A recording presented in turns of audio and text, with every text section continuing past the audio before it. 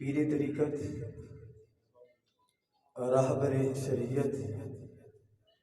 پیکر اخلاص و محبت،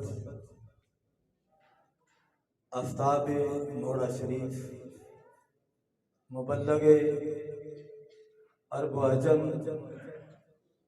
حضور کی بلا پیر فضیل ایاز قاسمی صاحب دامت برکات بناریہ، پیر سید ضیاء شاہ صاحب مشہدی، پروفیسر عین الحق بغدادی، مرکزی ناظم نظام المدارس پاکستان، مؤسس محترم علماء کرام، بانیین محفل، میں صرف حضور قبلہ پیر صاحب کے حکم پہ آپ کی زیارت کے لیے حاضر ہوا ہوں۔ خطاب اور زیارت ان کی کرنے کے لیے ہم سب حاضر ہوئے ہیں۔ میں زیادہ وقت حضور قبلہ پیر صاحب اور آپ کے درمیان حائل نہیں ہونا چاہتا۔ صرف ایک بات ثانیت نہیں اذہما فی الغار کے حوالے سے کہ جب اللہ کریم نے یہ بات کہہ دی ہے کہ ثانیت نہیں اذہما فی الغار، تو پھر کسی کو اس کے اندر ہچکچانے کی ضرورت نہیں ہے، سوچنے کی ضرورت نہیں ہے۔ اللہ کریم سفر ہجرت کے اندر جب سیدنا صدیق اکبر رضی اللہ تعالی عنہ کو ثانیت نہیں کہہ رہا ہے کہ دو میں سے دوسرا، جب اپنے صحابی سے، اپنے ساتھی سے یہ کہہ رہا تھا لا تحزن،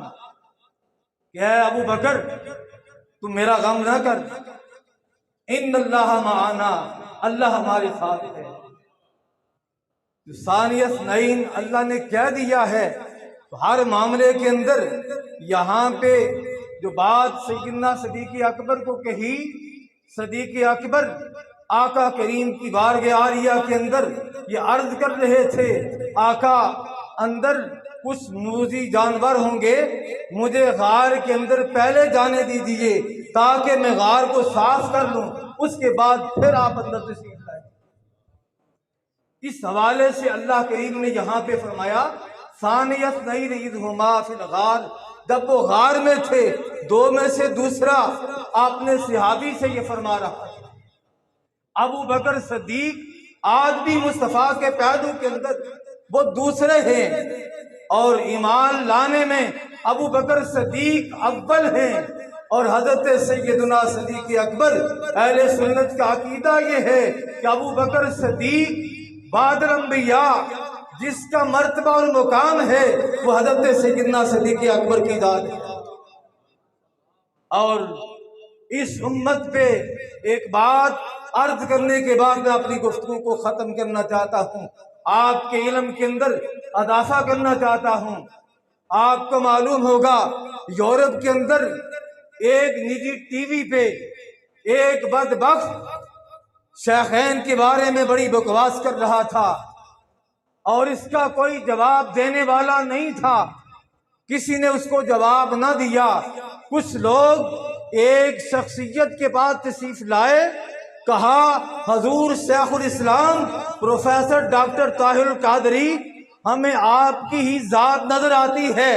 کہ آپ ہی سے جواب دے سکتے ہیں، آپ اسے جواب دے کے اس کے منہ کو بند کریں۔